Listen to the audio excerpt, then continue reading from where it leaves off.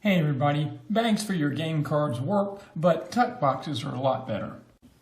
I have an older video that I'll link here that goes into more detail that shows you how to create these boxes even for map tiles such as Gloomhaven and Descent, but this one is going to be a very short video to show how you can do it without much calculation. So for a deck of cards you just need a piece of cardstock. So the first thing that you do is just pinch the deck together and measure the exact thickness. I do use centimeters because it's much easier to do this kind of work with centimeters. And I just write down that thickness on some piece of scratch paper, and I'm actually being sloppy here to show you how sloppy you can be. Then I measure the length and the width of the card, and I write those down as well. Now here's a quick tip. Measure multiple times to double check. And you should add 1 millimeter for each of the dimensions. I've already done that here. And the pattern is, on the short side we have 3 edge sides and 2 sides of the card. And for the long side we have 2 edges, a top and a long side. So then I'll just look at my dimensions and start with the short side, doing thickness, width, thickness, width, thickness. So my scrap paper will be marked with ticks like that. So I'll place my cardstock in landscape orientation and mark off the ticks near the top edge. Then I just slide my scrap paper down and mark off along the bottom edge as well. Then I'll use my ruler to draw a line connecting the marks. And so your paper will look something like this. As I'm drawing the lines, I usually go about twice here. And then actually, as you're scoring them, you'll learn that you don't actually have to go all the way up because of the way that you'll cut things later. So looking back at the box pattern, as we do the other edge, you'll notice that it's thickness, length, thickness, and then the top tab. Now, in the pattern that's printed out from the program on the website, that top tab is about 1.3 centimeters. My experience has shown me that, especially for the thicker decks, I prefer to have 2 centimeters for this top tab. So looking back at the dimensions, I will do thickness, length, thickness, top.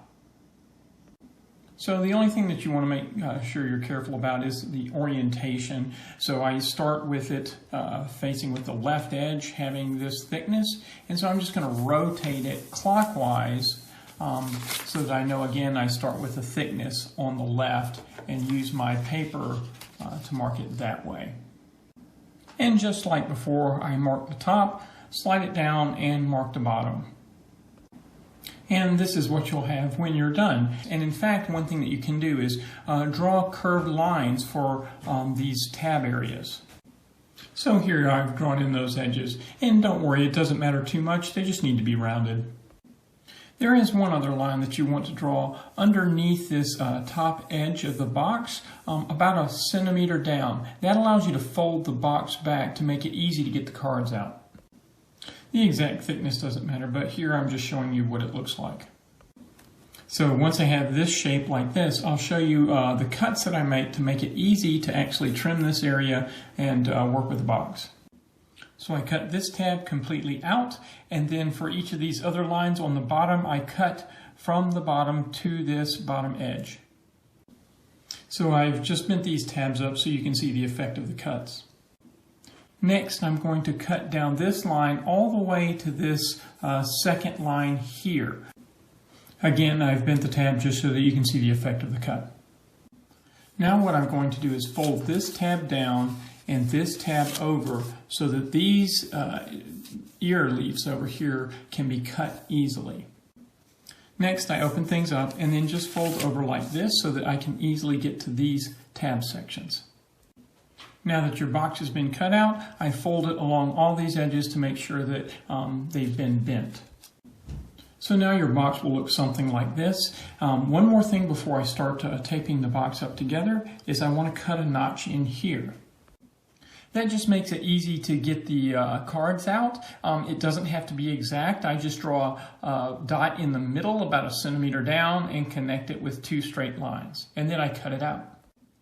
The last thing that you may want to do before you actually put the box together is put a label on it. Depending upon how you actually expect to see the box most of the time, you could put a label facing this way on the top here, or you could put a label on this side underneath here because that will be the front of the box.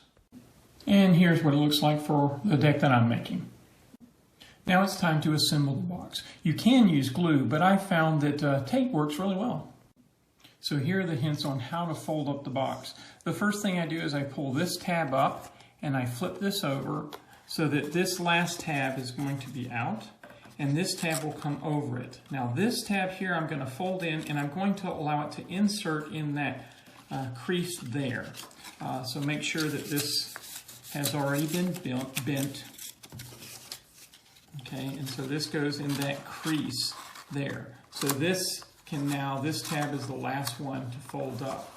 Now having done that, this is a little loose here, it doesn't match, and so what we do is we actually close the box completely, and that then allows everything to align easily, making it easy to hold in one hand so that I can tape. And what I will do is I will tape along this edge first, and then I'll tape along this edge first. So the tape will come over the front of the box. If you don't like that, you can, of course, glue it. Here's one other little trick that I'll share about taping up the boxes. I take the tape and tape it on the side with it straight up, and then I take my thumb and rub it against the edge to seal it down. So that makes it so that you don't really have any creases. And that's how you create a tuck box for all of your cards. Really works really well. I hope that's helpful and enjoy playing games.